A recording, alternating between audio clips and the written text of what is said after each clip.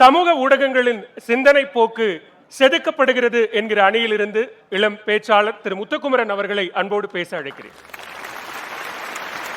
குழந்தைகளுக்கு சோறு ஊட்டுவதற்குத்தான் இந்த சமூக ஊடகம் பயன்பட்டு இருக்கிறது எங்க ஐயா சொன்னாங்க. குழந்தைகளுக்கு சோறு ஊட்டுவதற்கு சமூக ஊடகம் பயன்படுது. எல்லா அம்மாவும் இன்னைக்கு உருளைக்கிழங்கு செல்லக்குட்டி எங்க போனீங்க போட்டுதான் சோறு ஊட்டுறாங்க, மறுக்கல. அதே சமூக ஊடகம் தான் எளிய பிள்ளைகளை சீரூட்டுவதற்கும் பயன்படுகிறது. சமீபத்தில் எல்லாரும் பார்த்திருப்பீங்க, ஜேஇங்கிற என்ட்ரன்ஸை 2 பழங்குடி பிள்ளைகள் கிராக் பண்ணி இந்தியா சுதந்திரம் வாங்கிய இந்த 77 ஆண்டுகளுக்கு பிறகு திருச்சி என்ஐடியில சீட்டு வாங்கியிருக்கிறாங்க. மதுரை விருதுநகர் பக்கத்தில் நாச்சியாபுரம்ங்கிற கிராமத்தை சேர்ந்த ஒரு ஆதி திராவிடர் நலப்பள்ளியில படித்த பையன் மெட்ராஸ் ஐஐடியில சீட்டு வாங்கியிருக்கான்னா அவர்கள் எந்த கோச்சிங் சென்டரும் போகவில்லை. இந்த உலகத்தின் ஃப்ரீ எஜுகேஷனல் மீடியமாக இருக்கிற யூடியூபில் கற்றிருக்கவில்லை என்று யாராவது மறுக்க முடியுமா? எத்தனை பேர் மாத்திரி? இன்னைக்கு தேர்வு என்பது வன்முறை என்று ஐயா சொன்னதை கேட்டுதான் நாங்க சமூக ஊடகத்தில் பேசுறோம். நீட்டுங்கிற தேர்வு முறைகேடு அப்படின்னு நாங்க பேசுறோம். நீட் தேர்வில் முறைகேடுன்னு இந்த வருஷம் பேசுறாங்க. நீட் தேர்வே முறைகேடுன்னு நாங்க பேசுறோம். இந்த பேச்சு உச்சநீதிமன்றம் வரை சென்றிருக்கிறது என்றால் சமூக ஊடகத்தில் நாங்கள் எழுப்பிய குரல் தான் அதற்கு அடித்தளம். எத்தனை பேர் மறுப்பீங்க நீங்க? ஐயா சொன்னாங்க, சாராயம் குடிச்சுன்னு சாகுறான், சவர்மா சாப்பிட்டுன்னு சாகுறான். ஏன் சாராயம் குடிச்சவன் யாரையும் நாங்க சமூக ஊடகத்தில் விளம்பரம் போடல, இன்ஃப்ளூயன்சர் யாரும் ப்ரொமோஷன் போடல. ஆனா குடிச்சு செத்தவனுக்கு 10,000 ரூபாய் இழப்பீடுன்னு அரசாங்கம் அறிவிச்ச போது யாரு வீட்டு காசை எடுத்து கொடுக்கிறனு உயர் நீதிமன்றத்திற்கு முன்பாக இந்த இளைஞர் சமுதாயம் கேள்வி எழுப்புச்சா இல்லையா? நீங்க இதை எப்படி மறுக்க முடியும்? 10 லட்சம் கொடுத்தீங்க. அதுவும் அவரை பார்த்து கத்துக்கிட்டதுதான். தனுஷ் ஐஸ்வர்யாவை கைவிட்டார், இதையும் சமூக ஊடகம் பேசு. கிரியேட்டிவிட்டி அழிஞ்சு போச்சு. ஒரு காலத்துல நாடாளுமன்றத்தில் பாம் போட்டு கவனத்தை ஈர்த்தான் பகத்சிங். இன்று எங்கள் இளைஞர்கள் மீம் போட்டு கவனத்தை இழுத்து கொண்டு இருக்கிறோம். பாராளுமன்றத்தில் பேசப்படுதா இல்லையா? பேஸ்புக் காதல் உங்க காலத்தில் அது இல்லைங்கிறதுனால நீங்க அதை பத்தி வருத்த போறீங்களா இல்லையா எனக்கு தெரியல.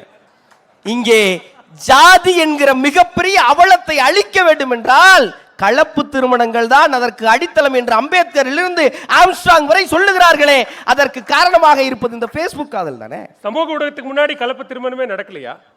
இப்போது அது சுலபமாக நடக்கிறது நான் சொல்றேன். அன்னைக்கு ஒரு கிராமத்துல இருந்து நீங்க காதலிக்கிறீங்க சார், இன்னைக்கு கரூர்ல இருந்து ஒரு பிள்ளை கொரியாக்காரனை காதலிச்சுட்டு அது மேடையில உட்கார்ந்து திராணியோட பேசுது. சார், என்ன எல்லோருக்கும் பிடிக்கிறது, அவளையும் எல்லோருக்கும் பிடிக்கிறது, எங்களைத்தான் யாருக்குமே பிடிக்கவில்லைன்னு ஆணவ கொலைக்கு எதிராக பேசிய ஐயா அறிவுமதி உட்கார்ந்து இருக்கு மேடையில் சொல்றேன். பேஸ்புக் காதல் இங்கே சாதி என்கிற அவலத்தை அழித்து கொண்டு இருக்கிறது.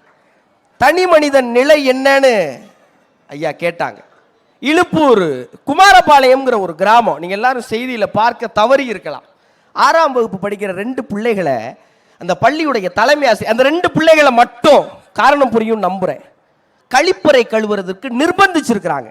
எந்த ஊடகமும் பேசல, அந்த பள்ளிக்கூடத்தில் இருக்க எந்த வாத்தியாரும் கேட்கல.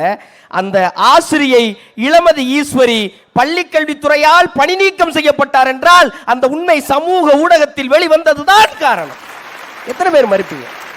ஆனைமலையிலிருந்து பொள்ளாச்சி போற ரோட்ல இருக்கிற மரங்கள் எல்லாம் வெட்டி சாலையை விரிவுபடுத்த போறோம், விபத்துகள்ல இருந்து மக்களை மீட்க போறோம்னு 22/4/2024 மரம் வெட்ட போறேன்னு சொன்ன போது சமூக ஊடகம் தான் பெரும் கூட்டத்தை கூட்டி அந்த மரங்களுக்கு பாதுகாப்பாக நிறுத்தி அரசாங்கம் அந்த திட்டத்தை கைவிட செய்தது. மரங்களையும் காப்பாற்றணும், மனிதத்தை மட்டும் காப்பாற்றல. நாங்க சமூக மார்ச் 1ஆம் தேதி ஒரு மிகப்பெரிய அவலம் இந்தியாவுக்கு ஏற்பட்டது.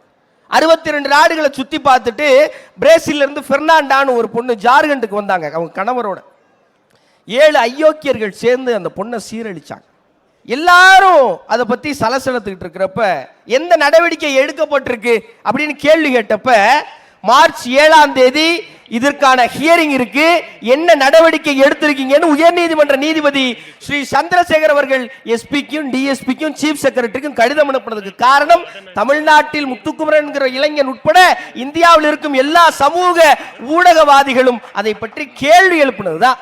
புதுச்சேரியில் ஒரு 9 வயசு குழந்தைய கொலை பண்ணிட்டாங்க, நீங்க எல்லாம் பார்த்திருப்பீங்க. அந்த வேதனை சமூக ஊடகம் என்ன செய்யுது நீங்க பார்க்கணும்.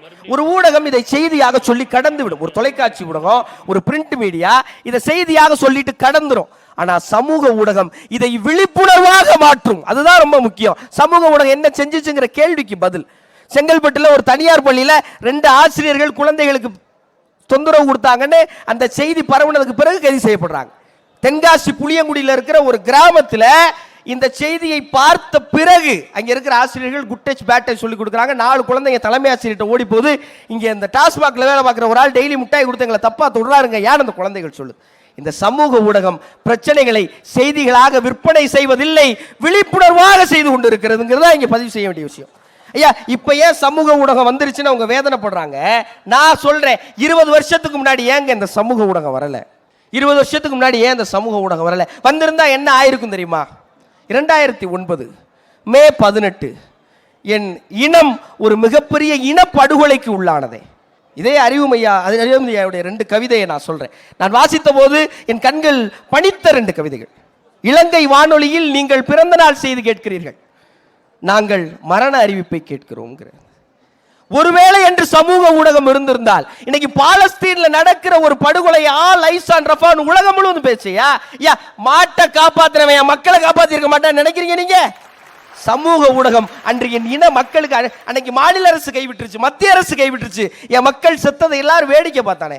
ஒருவேளை சமூக ஊடகம் எல்லோரையும் ஒன்று சேர்த்திருந்தால் நாங்கள் ராமர் பாலம் போட்டாரான்னு எங்களுக்கு தெரியாது, நாங்க பாலம் போட்டு இலங்கை போயிருப்போம்யா, என் மக்களை காப்பாற்றி இருப்போம்யா. முகாமில் அருகில் உள்ள பள்ளிகளில் கேட்கிறது யாதும் ஊரே யாவரும் கேளீர். அது இன்னைக்கு சமூக ஊடகத்தில் செயல்பட்டு கொண்டு இருக்கிறது. சமூக ஊடகம் பொழுதுபோக்குக்கான இடமாக இல்லை, புரட்சிக்கான இடமாக மாறிக்கொண்டிருக்கிறது என்ற அழுத்தமான வாதத்தை வைத்து என் முதல் சுற்று பேச்சை நிறைவு செய்கிறேன். நன்றி, வணக்கம்.